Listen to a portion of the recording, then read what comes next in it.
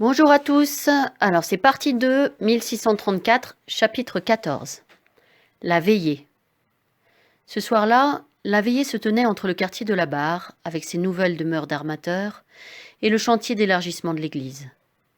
Une vingtaine de personnes, des femmes surtout, quelques anciens marins aussi, grignotaient des fèves autour d'un brasier. Ils avaient le sentiment de voir Saint-Jean-de-Luz pousser sous leurs yeux, ça les rassurait. Isco se mêlait à eux sans grande conviction. Une forme de politesse, en souvenir du passé, après ces années au loin à parfaire son éducation de cartographe. Il fallait se montrer, même ici, au sein de cette assemblée de radoteuses, que sa mère réprouvait. Celle de Carmelo n'était pas venue cette fois-ci. Elle attendait, comme beaucoup, le retour imminent des baleiniers. « Et cette année, il a même armé 4 navires, 4, dit une femme. Et tous avec une lettre de course, quand même ce vrolique. À la demande du cardinal lui-même, renchérit une autre. Ah oui, le cardinal, parlons-en, ça l'arrange bien d'avoir des basques. Mais il sait nous mettre des bâtons dans les roues aussi. Pas si fort, malheureuse. Et quoi, pas si fort? Et les castors, alors? C'est vrai, ça, elle a raison, les castors, ça devait nous revenir. On l'a toujours fait, après tout. Toujours. Y a personne d'autre qui sait commercer avec ces sauvages. Personne. Ah, quand ça les arrange, ils nous traitent de contrebandiers, et puis le lendemain, ils nous font des corsaires avec lettres de marque et tout ce qui va avec, et des courbettes en plus. Au gré des conversations, Isco découvrait les noms des baleiniers de Saint-Jean qui n'avaient pas survécu. Miguel de Erigoiti, Mathias de Etchevette. Ces deux-là, Isco les connaissait. Ils étaient venus à la maison. Le premier était passeur de cordes, de la corne épaisse à la place des doigts. Le second, un rameur, un bon, costaud et régulier, avec des mains énormes. On disait aussi que Fabien de Mereiscoina, un marchand et navigateur originaire d'Urugne, avait tout perdu l'an passé. Isco souriait en écoutant, d'un sourire sans gaieté. Il voyait mal Alaya se mêler au groupe. Elle parlait si peu. Mais elle regardait. Lorsqu'il l'avait retrouvée voici quelques jours, elle lui avait caressé la joue longuement, sans un mot, avec un léger sourire. Il avait du poil à la mâchoire et au menton maintenant. Et elle lui en avait fait la remarque. Isco avait rougi. « Tu es un homme maintenant, avait-elle dit. » Il avait détourné le regard. Perdu dans le souvenir de cette femme dont il ne connaîtrait jamais le nom.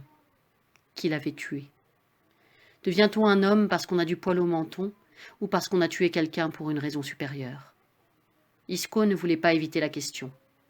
Je ne peux pas me construire sur une illusion, sur un mensonge. J'ai tué pour me sauver. Et alors? À quoi bon toutes ces belles paroles apprises par frère Jean? La pensée du franciscain lui donna un frisson. Comment vais-je faire à confesse? Que lui dire? Rien, évidemment rien. Vivre, porter sa croix, prier, espérer, oublier, avancer, mentir. Être un homme? Le long de la Nivelle, les chantiers de construction navale et les fabriques de voiles et de cordages se multipliaient. Les quêtes, les recettes des vins, tavernes et cabarets et les dons à la paroisse des capitaines et équipages de retour de la chasse à la baleine. Entre 50 et 100 livres, plus que les bourgeois, tout contribuait à faire vibrer la ville. Cette embellie profitait aussi à la famille.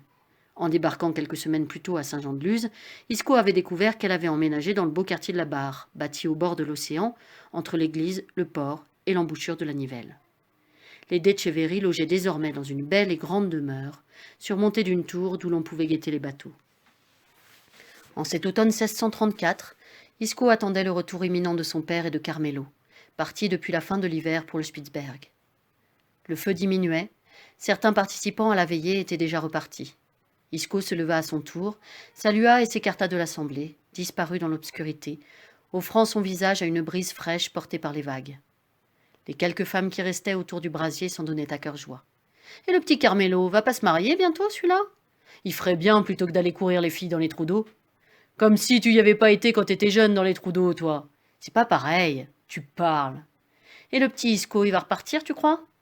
Elle ne le voyait plus, la parole se libérait. Si sa mère le laisse partir cette fois. Eh bien, moi je dis qu'à force de jouer les dames et de rester dans sa belle maison, elle tourne pas bien dans sa tête. Comme si elle avait sa tête, elle l'a jamais eue sa tête. Et on se demande comment elle l'a sauvée. Tu sais, comme on dit, y a pas de fumée sans feu. Ah ça, si elle avait pas ce pauvre Pasquale, on sait où elle serait. Comme d'autres pauvrettes. Eh ben, elle pourrait encore bien s'y trouver. Mais vous avez pas fini de radoter, bande de folles? Vous croyez qu'elle a pas souffert autant que nous autres? C'est une fille d'ici, Alaya. Comme toi et comme toi. Peut-être, mais moi tout ce que je dis, c'est qu'il n'y a pas de fumée sans feu. En tout cas, Isco c'est un joli garçon maintenant. Dis, ça pourrait faire un beau parti pour la tienne avec un père armateur maintenant. Ah oui, et dis, vieille baleine, tout d'un coup, ça te dérange plus, Alaya, hein? Oh, tais-toi donc et remets plutôt une bûche.